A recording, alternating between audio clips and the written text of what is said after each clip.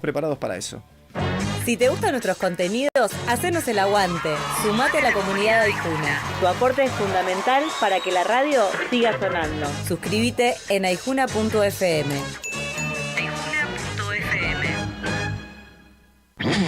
No sabemos si el mundo ha vivido equivocado o se sigue equivocando. Estamos emperrados sin entenderlo y para eso la palabra de Oscar Cesaro. Bueno, lo tenemos a Oscar del otro lado, que es de nuestro mismo lado. Sí, Oscar está de la misma vereda, olvídate. Bueno, Oscar, ¿cómo anda? Buen día.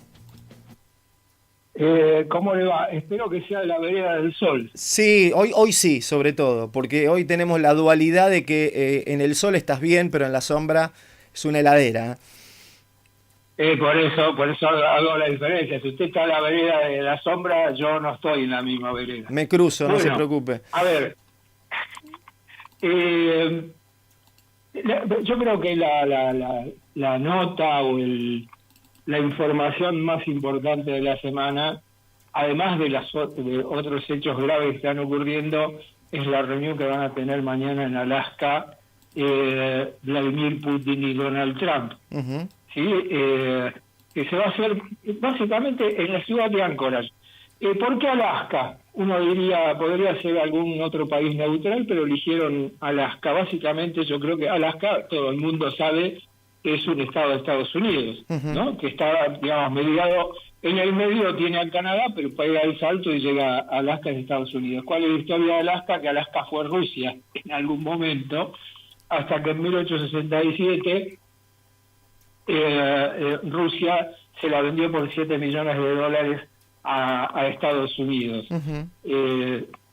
Ese es el antecedente geográfico y uno pensaría por qué Putin va a Estados Unidos y por qué Donald Trump no va a Moscú. Uh-huh.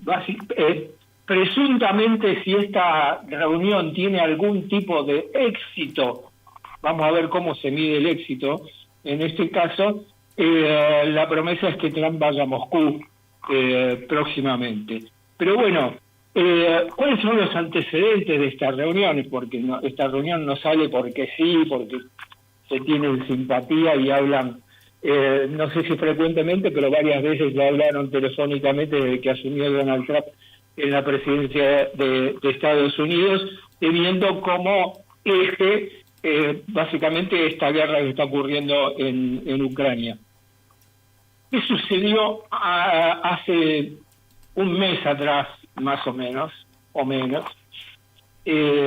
Donald Trump dijo que le daba 50 días a Rusia para que cesara el fuego en Ucrania, uh-huh, para obtener una solución. Luego, a los pocos días, se envalentonó y dijo, le doy 10 días a Rusia para que termine esto. Uh-huh. Lo que pasa es que cuando 2 días antes de cumplirse esa amenaza, y viendo que los rusos miraban para otro lado, un huevo, sí, dijo, bueno, vamos a mandar a Witkoff, que es su asesor personal, podríamos decir, porque no es un diplomático de carrera, ni mucho menos, ni un político, sino que es un amigo de él, uh-huh, comerciante también, y lo manda a Moscú a hablar con Putin, como creo que es la 5ª o 6ª vez que va a Witkoff a hablar, uh-huh, con Putin. Obviamente ya deben ser amigos, no se deben comer juntos. Claro. Lo mandó y de allí surge, y lo dice Donald Trump, no lo vocifera, digamos, el Kremlin, sino dice Donald Trump que va a haber una reunión entre Donald Trump y Vladimir Putin, personal, ya uh-huh, no a través del teléfono, ni sin a través intermediarios, dirían. De WhatsApp. Sí, sin mediar nada, o sea, cara a cara. Primero se especuló, porque en realidad en el medio hay un montón de basura mediática con especulaciones de cualquier tipo, pregonando algunos lugares donde podría llegar a hacerse la reunión. Finalmente se decide hacerlo en Alaska. Básicamente yo creo que por esta cuestión o esta simbología que yo planteé al principio. Uh-huh. ¿No? Tiene como olor a neutral el territorio. tiene olor a neutral, aunque sea un estado de Estados Unidos, Sí. pero fue Rusia, en todo caso. Después, lo que se empezó a especular, y sobre todo, y yo decía la basura mediática, porque, digamos, usted podía obtener información de cualquier tipo y de cualquier nivel de lo que iba a suceder y lo que se iba a discutir. En principio bajó los humos, los bajó el propio Donald Trump cuando dijo que iba a ser una reunión para reflexionar, para ver cómo están las cosas, para ponerse más o menos como una primera reunión preparatoria para algo, se supone, o para ablandar las controversias, pero luego, y esto lo dijo ayer básicamente, y se lo dijo a los europeos y a los ucranianos en una reunión que tuvo esta sí vía virtual, que Trump podría tener consecuencias muy severas si rechaza el alto al fuego.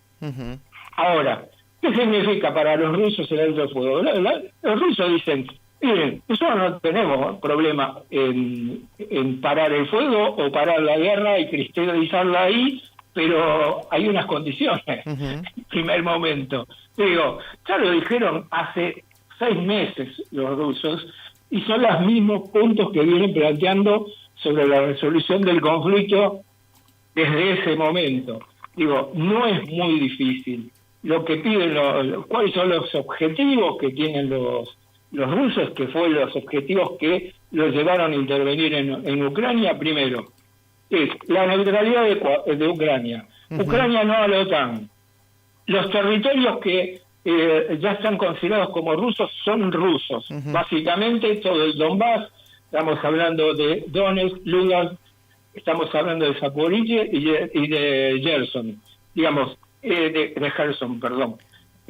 Toda esa región ya figura dentro de la Constitución rusa. ¿Por qué? Porque se hicieron referendos y la población de esas provincias, de esas provincias ucranianas, decidió que ellos querían pertenecer a Rusia y no a Ucrania. La segunda parte, el otro es la desnazificación, que fue uno de los elementos más importantes que pusieron los rusos a llevar esta operación especial, así lo llaman ellos, operación especial, es que salgan del gobierno todos aquellos elementos que tengan alguna vinculación con, digamos, con la ideología nazi, que de eso hay mucho en Ucrania, sobre todo en el oeste de Ucrania, y no en el este, que es el castigado precisamente por aquellos nazis de Kiev que provienen de la zona oeste. Digo, esos son los puntos más importantes. La otra es que, digamos, no a la OTAN, o sea, que que Ucrania no pertenezca a la OTAN, que sea, bueno, como lo dije antes, que sea neutral y básicamente que se desmilitarice. Esto quiere decir que haya un control sobre las fuerzas armadas ucranianas, que van a tener que tener algún control y un límite en el armamento, sí, en cantidad de hombres. Oscar, y esto ellos lo quieren. Sí, ¿el presidente de Ucrania no pidió estar en la reunión? El presidente de Ucrania siempre pide estar en la reunión, sí, pero no va a estar en la reunión, sí. Obviamente. Digamos, los primeros que lanzaron esta iniciativa no solo fue Zelensky, el presidente ucraniano, sino, digamos, los líderes de los países europeos que trinan porque, digamos, ellos se sienten como partícipes de los hechos, porque ellos pusieron plata, porque ellos... En alguna medida no, casi en toda la medida, ellos mismos fueron los que lanzaron a Zelensky a no negociar con Putin, tanto es así que hay una ley en Ucrania que prohíbe la negociación con Moscú, o sea, esa ley sigue absolutamente vigente, ¿sí? Ellos pusieron el grito en el cielo y bueno, por eso Donald Trump charló con ellos ayer y les prometió, como dice Trump, el oro y el moro, pero como todos sabemos, Trump dice una cosa a las 8 de la mañana o a las 10 y otra dice a las 12. Sí. Digo, nunca se sabe cuál es el objetivo fundamental de Donald Trump. Lo que sí se tiene claro, porque lo vienen repitiendo y lo vienen aclarando, son los objetivos de los rusos. Estaba leyendo, Pero Oscar, los rusos que también, más allá de la reunión, que vos decís, bueno, hay que ver qué resultados tiene, tampoco es una reunioncita, porque estoy leyendo la delegación rusa que se va a reunir, que incluye no solo al presidente, sino al canciller, Sergei Lavrov va a estar presente, un asesor presidencial de política exterior, el ministro de Defensa y el titular de Finanzas. Esa es la delegación prioritariamente que lleva Rusia para esta reunión, ¿no? O sea, imagino que no sé si se quedará corta solo con el tema Ucrania o todo lo que implica esto que estás destacando, que es un cese del fuego, digamos, para empezar a pensar qué destino tiene eso, o qué recorrido, qué proceso se abre con el cese del fuego, ¿no? sí, a ver, lo que dicen los rusos que la cuestión ucraniana va a estar en la discusión, pero que no va a ser la única. Digamos, allí hay una discusión que parte de la cuestión económica, pasando por, digamos, las sanciones que Estados Unidos invariablemente le propinó varias veces a Rusia y que no dio ningún resultado. El único resultado fue el crecimiento económico ruso. Después puede estar también dentro, esas son especulaciones, ¿no? Pueden estar dentro del temario la situación del Ártico y sobre todo la explotación del petróleo en el Ártico, algo que, digamos, es un objetivo de Donald Trump desde que inició el gobierno. Por eso quiere incorporar o anexar Canadá y comprar a Groenlandia, básicamente por tener presencia en el Ártico, y sabe que en ese caso necesita a los rusos porque son los únicos que tienen una estructura de barcos y de situaciones que le permiten la explotación de petróleo. Estructura logística, sí, ¿no? Sí. Claro. Es muy débil Estados Unidos, tiene, ya lo charlamos en otra oportunidad, tiene solamente 2 rompehielos viejos, no tiene más, y los rusos quieren 30. Digamos, así, y 30 muy modernos, de propulsión atómica, varios de ellos. E incluso se hacen viajes turísticos al Ártico en estos rompehielos tan poderosos que tienen los rusos. Objetivo también atrás del cual están los propios chinos. Entonces, a ver, el Ártico quiere ser compartido por Donald Trump para Estados Unidos, pero también tiene enfrente a los chinos, que están muy amigos de los rusos, y en ese sentido lo que creo que trata de desandar básicamente Donald Trump es el favoritismo que podrían tener los rusos para con los chinos en contra de Estados Unidos. Entonces se quiere hacer amigo en ese sentido. Los rusos también necesitan de Estados Unidos porque necesitan la tecnología petrolera de Estados Unidos. De hecho, antes de las sanciones, y por eso se dejó de explotar así tan intensamente, o de tratar de hacer prospectiva tan intensamente en el Ártico, perspectiva petrolera hablo, ¿no? Sí.